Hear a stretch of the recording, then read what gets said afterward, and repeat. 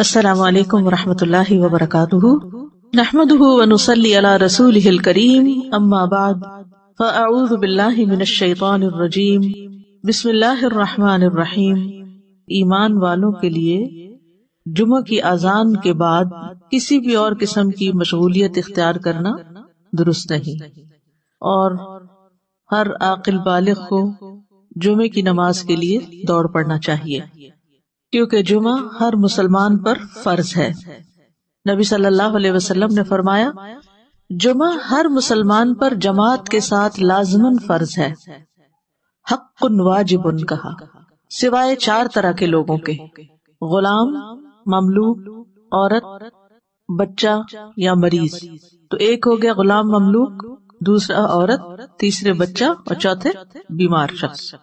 اسی طرح مسافر پر بھی جمعہ نہیں ہے، اور عورتیں گھر میں 4 رکعت نماز اپنی ظہر کی پڑھیں گی۔ گھر میں جمعہ نہیں ہوتا، جمعہ جمع ہو کر ہی ہوتا ہے، مسجد میں ہوتا ہے اور بڑی مسجد میں ہوتا ہے۔ عید کے دن جمعہ نہ پڑھنے کی رخصت ہے۔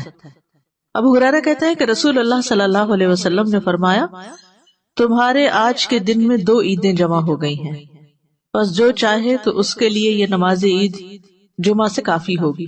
جمعہ نہ بھی پڑھے تو ٹھیک ہے، عید کا پڑھنا لازم ہے، اور ہم تو جمعہ پڑھیں گے۔ یعنی آپ نے پسند کیا کہ جمعہ پڑھیں، لیکن جو نہ پڑھنا چاہے، ظہر پڑھنا چاہے تو وہ بھی ٹھیک ہے۔ وہب بن کیسان سے مروی ہے، انہوں نے بیان کیا کہ ابن زبیر رضی اللہ عنہما کے دور میں جمعہ اور عید اکٹھے ہو گئے تو انہوں نے عید کے لیے نکلنے میں دیر کر دی، حتیٰ کہ دن کافی اونچا ہو گیا۔ پھر وہ نکلے، خطبہ دیا اور بہت لمبا خطبہ دیا، پھر اترے اور عید کی نماز پڑھائی، اور اس دن لوگوں کو جمعہ نہیں پڑھایا۔ یہ بات ابن عباس سے ذکر کی گئی تو انہوں نے فرمایا انہوں نے سنت پر عمل کیا۔ یعنی کہ باقی حدیثوں میں بہت سی چیزیں مماثلت ہیں، جو ایک ایک چیز کسی اور حدیث میں الگ سے بھی ملتی ہے۔ جو شخص جمعہ کے دن غسل کرے، جس قدر ممکن ہو پاکیزگی حاصل کرے، اور اپنے تیل میں سے تیل لگائے یا اپنے گھر کی خوشبو میں سے خوشبو لگائے۔ پھر اسی طرح مسجد کی طرف جلدی نکلنا چاہیے، کیونکہ جب امام نکل آتا ہے تو پھر اس کے بعد فرشتے نام لکھنے بند کر دیتے ہیں۔ پھر کثرت سے درود پڑھنا۔ رسول اللہ صلی اللہ علیہ وسلم نے فرمایا، جمعے کے دن اور جمعے کی رات کو، یعنی رات سے ہی شروع ہو جائیں۔ کل کسی نے سوال کیا تھا کہ جمعے کی رات کا کوئی خاص عمل کیا ہے، تو وہ درود شریف پڑھنا ہے۔ تو جمعے کی رات کو کثرت سے مجھ پر درود پڑھا کرو، پس جو آدمی مجھ پر 1 دفعہ درود بھیجے گا، اللہ اس پر 10 رحمتیں نازل کرے گا۔ اوس بن اوس روایت کرتے ہیں کہ رسول اللہ صلی اللہ علیہ وسلم نے فرمایا، بے شک تمہارے افضل دنوں میں سے جمعے کا دن ہے۔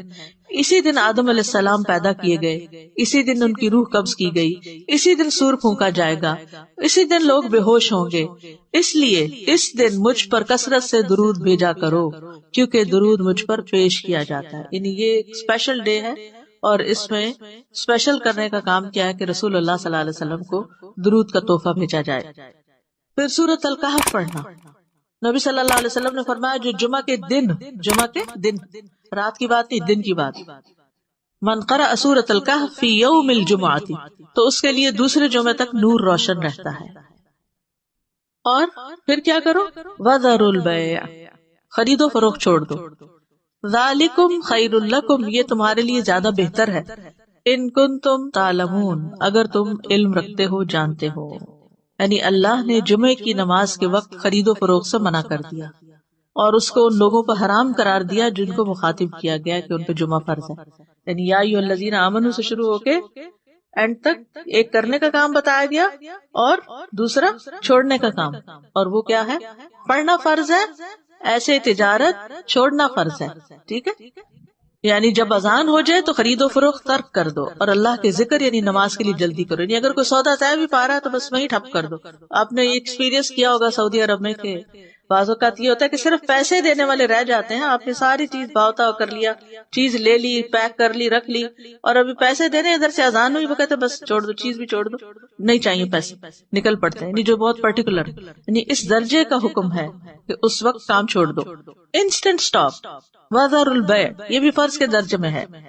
تو اسی وجہ سے علماء کا اتفاق ہے کہ دوسری اذان کے بعد خرید و فروخت حرام ہے۔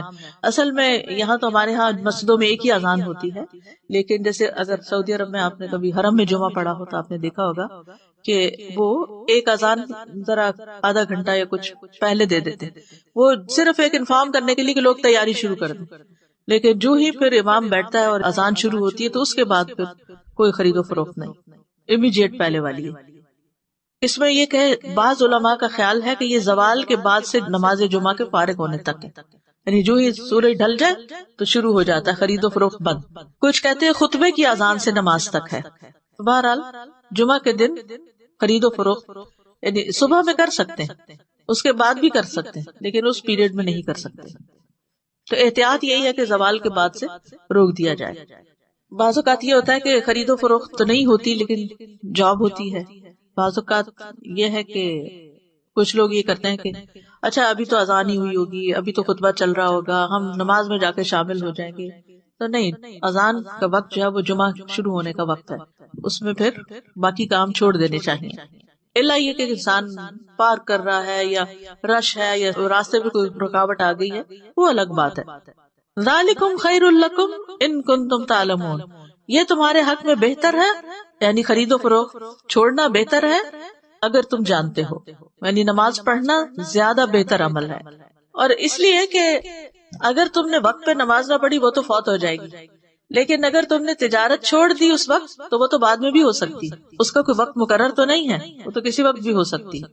ایک تو یہ استاد جی کہ سورۃ الکہف کے بھی جیسے آپ نے بتایا، تو سورۃ الکہف کے لیے بھی کیا کچھ وقت مقید ہے؟ کچھ لوگ اس کو کہتے ہیں کہ it has to be before عصر۔ نہیں، مغرب سے پہلے تک پورا دن کا پورا دن، درود کے لیے بھی پورا دن۔ ٹھیک ہے، مغرب پہ وہ دن کا اختتام ہوتا ہے، ٹھیک ہے۔ ہے۔ اور دوسرا یہ جو جمعے کی بات آئی کہ وزر البیع، اب فار انسٹنس اب ڈپینڈ کرتا ہے نا، نیت والی بات ہے کہ اگر آپ نے جمعہ اٹینڈ کرنے کی نیت کی ہوئی ہے تو پھر آپ کا ہوگا۔ اب جس فار انسٹنس ہم یہاں ہوتے ہیں اور اگر کسی وقت ہم، عورتوں پر تو فرض ہی نہیں ہے جی، لیکن اگر ارادہ کیا ہوا ہے تو پھر اس وقت انسان سب چھوڑ کے چلا جائے۔ ٹھیک، جزاک اللہ خیر۔ ایک یہ سوال ہے کہ جب ہم فرائیڈے کی مارننگ اور نائٹ کہتے ہیں تو کیا وہ نائٹ جمعرات کی مغرب کے بعد شروع ہوتی ہے؟ جی صحیح جی۔ دوسرا یہ ہے کہ اگر ہم آئے ہیں جمعے کی نماز کے لیے اور کسی وجہ سے ٹریفک میں پھنس گئے، خطبہ ہو گیا، تو اس کے بعد کیا ہم صرف 2 فرض ہی پڑھیں گے کہ پوری نماز پڑھیں گے؟ اچھا سوال ہے۔ اس پہ یہ ہے کہ بعض علماء کہتے ہیں کہ اگر کوئی دوسری رکعت کی رکوع میں شامل ہو گیا تو اس کا جمعہ ہو گیا۔ امام ابو حنیفہ کا قول یہ ہے کہ اگر اس نے سلام بھی پا لیا تو اس کا جمعہ ہو گیا، کیونکہ وہ بھی نماز کا حصہ ہے۔ حتیٰ کہ وہ یہ کہتے ہیں کہ اگر امام سجدہ سہو کر رہا ہے تو بھی جمعہ ہو جائے گا، یعنی پا لے گا۔ اگر کسی مجبوری کی وجہ سے کوئی سویا رہ گیا، کوئی کسی وجہ سے تاخیر ہو گئی تو جمعہ اس کو مل جائے گا۔ لیکن بہت سے علماء یہ کہتے ہیں کہ خطبہ بھی ضروری ہے کیونکہ یہ جمعے کا حصہ ہے، اور وہ یہ کہتے ہیں کہ اگر خطبہ نہیں اور جمعے میں شریک ہو گئے ہیں، جیسے پہلی رکعت یا دوسری رکعت میں بھی، تو اس صورت میں پھر ظہر کی نماز یعنی امام جب سلام پھیر لے تو 2 رکعت پڑھنے کی بجائے 4 پوری کر لے۔ جزاک اللہ خیر۔ السلام علیکم۔ سورہ کہف کے بارے میں معلوم کرنا ہے، جیسے ہم پڑھتے ہیں، اب میرے بچے سے چھوٹے ہیں، میں ان کو عادت ڈالی ہے کافی سالوں سے، تو وہ صرف پہلی 10 آیتیں پڑھ لیتے ہیں، کہ ایسا کرنا صحیح ہے؟ پہلی 10 آیتوں کی فضیلت ہے لیکن جمعے کے دن ساری پڑھنے کی ضرورت ہے، تو ایسا ایسا جو بڑے ہوتے جائیں اس کو بڑھاتے جائیں حتیٰ کہ پوری پہ آ جائے۔ نبی صلی اللہ علیہ وسلم نے سب سے پہلا جمعہ جو تھا وہ مسجد قباء میں قائم کیا تھا۔ اس کے بعد ہجرت سے پہلے جو جمعہ ہوا تھا مدینہ میں، وہ اسد بن زرارہ نے مدینہ سے 1 میل دور قائم کیا تھا۔ اسد بن زرارہ نے، یہ نبی صلی اللہ علیہ وسلم کی آمد سے پہلے۔ اسی لیے ایک صحابی تھے تو وہ جب نماز پڑھ چکتے تھے تو کہا کرتے تھے رحم اللہ ابو امامہ، اللہ ابو امامہ پہ رحم کرے۔ تو پوچھا کہ کون ہے وہ، تو کہا کہ اسد بن زرارہ، کہ جنہوں نے سب سے پہلے مدینہ میں جمعہ قائم کیا تھا، یا مدینہ سے 1 میل دور۔ تو ذالکم خیر لکم ان کنتم تعلمون، یعنی کاروبار چھوڑ کر نماز کی طرف جلدی آنا یہ تمہارے حق میں زیادہ بہتر ہے اگر تم جانتے ہو۔ اہل ایمان کی صفت یہ بیان کی گئی ہے کہ جب ان کو اللہ کی طرف بلایا جاتا ہے، عبادت کی طرف بلایا جاتا ہے، تو پھر کوئی چیز انہیں مشغول نہیں کرتی اپنے اندر۔ سورۃ النور میں آتا ہے رجال لا تلہیہم تجارت ولا بیع عن ذکر اللہ واقام الصلاۃ وایتاء الزکاۃ یخافون یوما تتقلب فیہ القلوب والابصار، وہ مرد جنہیں اللہ کے ذکر سے اور نماز قائم کرنے اور زکوٰۃ دینے سے نہ کوئی تجارت غافل کرتی ہے نہ کوئی خرید و فروخت۔ تجارت اور بیع 2 الگ الگ لفظ استعمال ہوئے۔ وہ اس دن سے ڈرتے ہیں جس میں دل اور آنکھیں الٹ جائیں گی، تو جیسے ہی نماز کا وقت آئے فوراً سب کام چھوڑ کر جمعے کے لیے حاضر ہو جانا چاہیے. نہ صرف یہ کہ جمعے کے لیے، باقی نمازوں کے لیے بھی نبی صلی اللہ علیہ وسلم کا طریقہ یہی تھا. اسود سے مروی ہے، وہ کہتے ہیں میں نے عائشہ رضی اللہ عنہا سے پوچھا کہ نبی صلی اللہ علیہ وسلم اپنے گھر میں کیا کرتے تھے. انہوں نے کہا آپ اپنے گھر کے کام کاج یعنی گھر والوں کی خدمت میں ہوتے تھے. جب نماز کا وقت ہوتا تو سب کچھ چھوڑ کر مسجد چلے جاتے، کام چھوڑ دیتے. تو بات یہ ہے کہ انسان بیک وقت دو تقاضوں کے بیچ میں ہوتا ہے، دو چیزوں کے بیچ میں. ایک طرف اس کی دنیا ہوتی ہے، ایک طرف اس کا دین ہوتا ہے. بہت سے لوگ یا صرف دنیا کے ہو جاتے ہیں یا صرف دین کے ہو جاتے ہیں، جبکہ ان دونوں میں بیلنس قائم کرنا ضروری ہوتا ہے. اور یہ پرفیکٹ بیلنس سورۃ الجمعہ میں نظر آتا ہے کہ یہاں پر نماز کے لیے بلایا گیا حاضر ہو جاؤ، اور پھر اگلی آیت میں فرمایا فَإِذَا قُضِيَتِ الصَّلَاةُ فَانتَشِرُوا فِي الْأَرْضِ. نماز پڑھ لی، عبادت ہو گئی، اجتماعیت ہو گئی، اب زمین میں پھیل جاؤ اور اللہ کا فضل تلاش کرو اور اللہ کا ذکر کثرت سے کرتے رہو تاکہ تم فلاح پاؤ. تو اس سے کیا پتہ چلتا ہے کہ دونوں چیزیں ضروری ہیں، دونوں ہی عبادت کی مختلف قسمیں ہیں. اس کے لیے تقسیم اوقات کی ضرورت ہے، ٹائم مینجمنٹ کی ضرورت ہے. کچھ وقت عبادت کے لیے اور کچھ وقت کام کاج کے لیے. جب اللہ سبحانہ تعالیٰ اس سے عبادت کا تقاضا کرے تو وہ عبادت کے لیے دوڑ پڑے، اور جب اس کی ضروریات اس کو دنیا کی طرف بلائیں تو اپنے کام کاج اور معاش کی طرف دوڑ پڑے. اسی طرح جب دین کی خدمت کے لیے بلایا جائے، دین کے پڑھنے پڑھانے کا وقت ہو تو انسان اس کی طرف دوڑ پڑے.